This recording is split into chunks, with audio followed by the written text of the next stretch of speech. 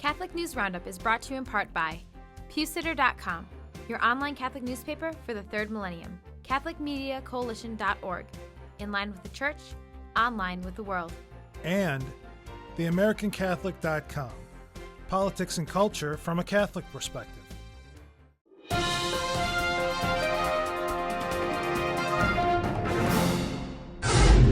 Hello and welcome to today's edition of Catholic News Roundup. I'm Matthew McAuliffe.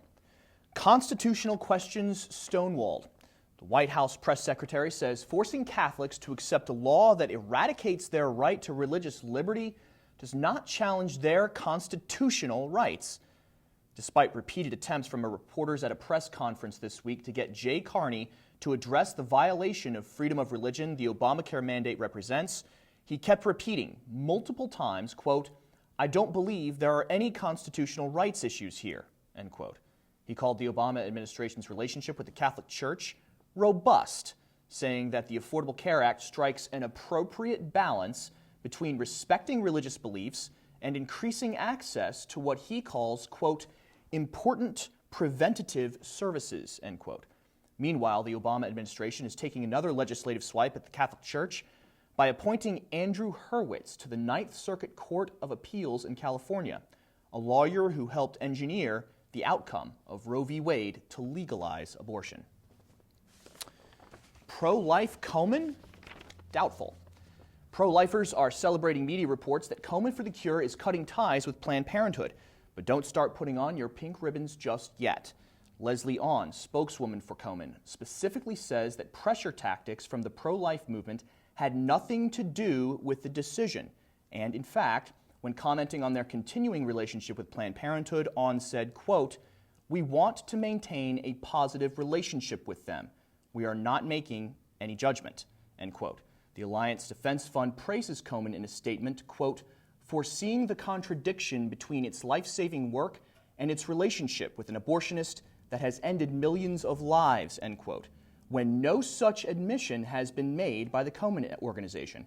Komen for the Cure may be bending to pressure with its decision, but contrary to some of the media frenzy's claims, the message it is relaying is definitely not a pro-life one.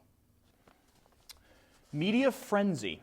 Cardinal Anthony J. Bevilacqua, the former Archbishop of Philadelphia, has passed away, dying in his sleep after serving the Archdiocese for 15 years. Unfortunately, the media is using his passing to hammer the Catholic Church more than they are reporting the death of a cardinal. More than just obituaries, a large number of media sources, including the Associated Press, Reuters, and many others, are using Cardinal Bevilacqua's death as an opportunity to discuss the already well-covered story of the sex abuse scandal within the Church, not only in Philadelphia, but across the country. His death came shortly after he was declared an eligible witness in the sex abuse trial currently ongoing in the Archdiocese, even though he was suffering from dementia. Cardinal Anthony J. Bevilacqua served the Archdiocese of Philadelphia from 1988 to his retirement in 2003. He died in his sleep at St. Charles Borromeo Seminary at the age of 88, dying from dementia and cancer. Stay with us. We'll be back in just a few seconds. Catholic News Roundup is brought to you in part by NewOxfordReview.org, the voice of Catholic Orthodoxy, in print and on the web, and RenewAmerica.com, expanding the influence of America's grassroots in the cause of freedom.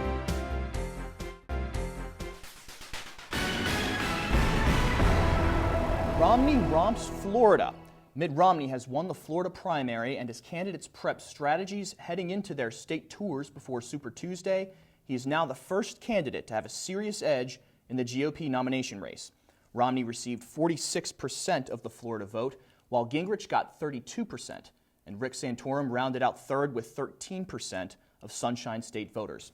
A gender gap is showing itself after the primary, as only 30% of women had a favorable outlook on Gingrich, while Romney raked in just over half of women voters in a state that put unemployment at the forefront of all issues. Polls by Gallup published over the past few days are betraying a shift in support as they start to show that voters now see Romney as more presidential and sincere than Gingrich, and showing him tying Obama for support in swing states as Gingrich trails. And finally, Oklahoma comeback. Don't Ask, Don't Tell is making a comeback in Oklahoma. with a new bill in the State House of Representatives that would forbid homosexuals from openly serving in the National Guard. Republican Representative Mike Reynolds says his plans to introduce the bill bring back a policy that was very important to the military while pushing the importance of states' rights. State governors are normally considered the commander-in-chiefs of the National Guards in their respective states, which means Obama has no jurisdiction over them, even if he might turn out his Department of Justice to challenge the new law if it passes the Sooner State Senate.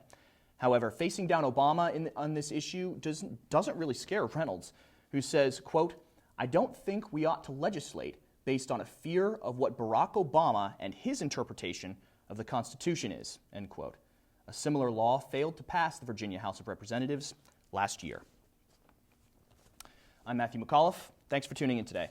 Be sure and tune in tomorrow for your daily dose of Catholic News Roundup right here on RealCatholicTV.com. And also be sure to check out The Vortex, where Michael comes to us again from the continent of Africa. Thanks for tuning in. Be sure to tell all your friends about us. And as always, God bless you.